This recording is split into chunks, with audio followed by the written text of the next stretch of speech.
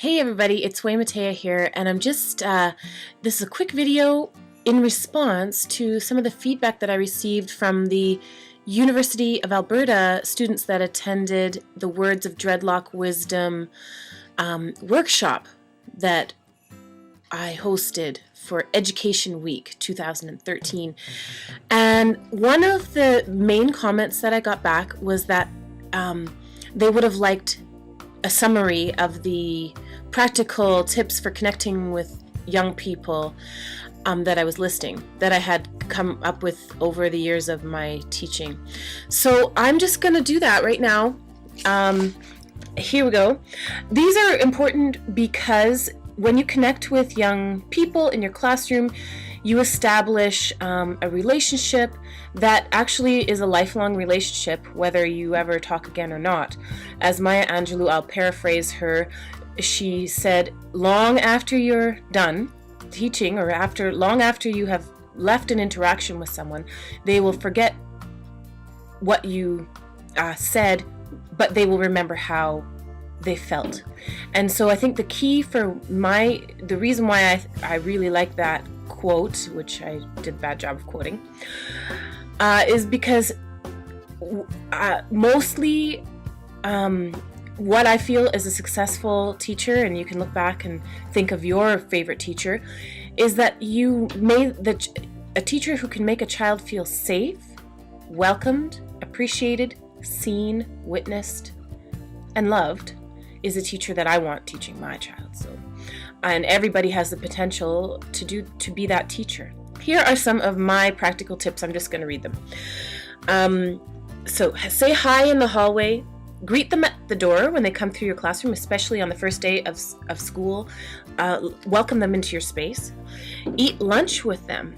Compliment on new haircuts or new, running shoes. Spread your love around. Purposely compliment those who you do not readily connect with. I love the idea that things that annoy me about someone else are actually reflections about me and how I feel about aspects of myself. And in the same way, when you can compliment someone, it's a reflection of how you see yourself too. So we're not just building up the world for young people, but we're also improving our own selves. Go outside for no reason and say hi to there will be smokers, and you should go say hi to them. That's a good time to talk. Don't try to be cool, just be yourself, and you'll see that they will appreciate young people have BS detectors that operate in 1 or 2 seconds, you're done. So you just be who you are. Don't try to be somebody else. Never, ever, ever, ever bad talk anyone, roll your eyes at someone behind their back for the benefit of others to see, gossip about anybody, be they an adult or a child. Don't ever let somebody, especially young, vulnerable people, catch you gossiping, because that gossip is just a statement that you are someone else when other people are not around, and you want to be someone that the children can trust. Point out their good qualities. Make 90% of what you say to them good and positive and loving. Smile. If you're weird and bizarre, be weird and bizarre in a way that you can laugh at, and just laugh at yourself. Don't be afraid to do that. Open up. Use their names. Ask for clarification on pronunciation of names. A person's name is the most important word to them in their language. And so I'll say that again. Someone's name is the most important word to them. So when their name comes out of your mouth, it should be with love 90% of the time, because it's a crucial piece of information that you have, because it's a neurological response. If you say someone's name, and if they hear their name enough times in punishment or reprimand, it changes who they are and how they feel about themselves, sometimes irreparably. Instead of smothering with praise, don't smother children in praise. Ask them what they think of their work. Sometimes you'll discover that when you say, I really like that. Not that's good because you're judging, but I really like that. But how do you feel about it? Or I don't know, how do you feel? Or how does that compare to the one you did last week? Or ask them how they feel, so that they're not just sometimes praise and smothering and praise can be really insincere and just sort of wasteful. Become familiar with their family composition. Ask them what they're listening to on their iPods or their music little machine things, on their Walkmans. Just kidding. Take their side. Show them that you will stick up for them. If you see them doing something and somebody comes in and judges it wrongly, you can say, actually, no, I said that was okay because blah, blah, blah, blah. Stick up for them. See them for the best possible person that they are on the inside. Make lists with your class list. Beside each and every name, write a positive aspect about each child. And if you do that every day or every week for the whole year, you will be the magical teacher in the school who has absolutely no, little to no classroom management problems, because you will have trained your eyes to see the perfection in each of your students.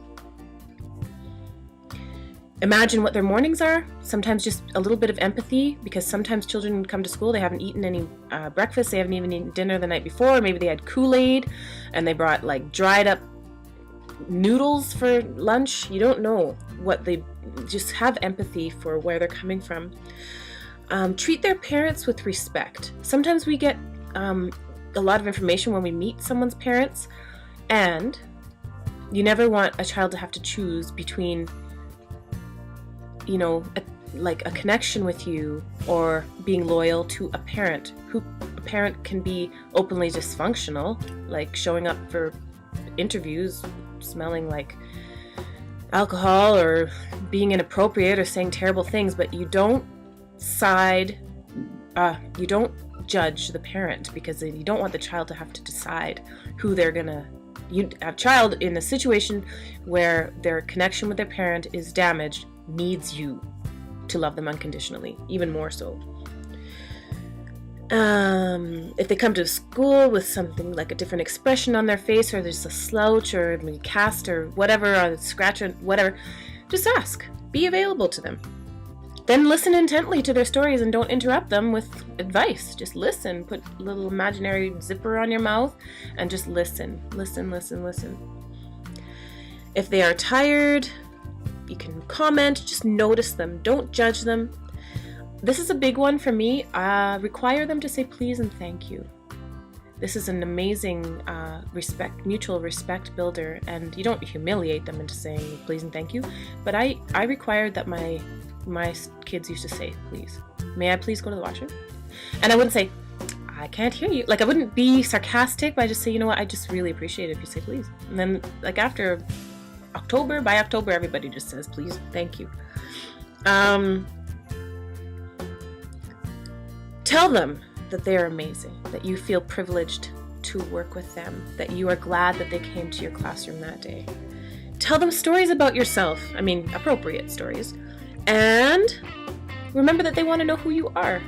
Who you are is really interesting. And sometimes I used to wonder, like, a teacher at the front of the class, I'm like, I wonder what their childhood is like. I wonder if they have any brothers or sisters, they want to know that stuff. Don't be afraid to say, I don't know. Say it often if you need to. I think I already said that. Let them know who you like to listen to on your iPod, or what your favorite TV shows are.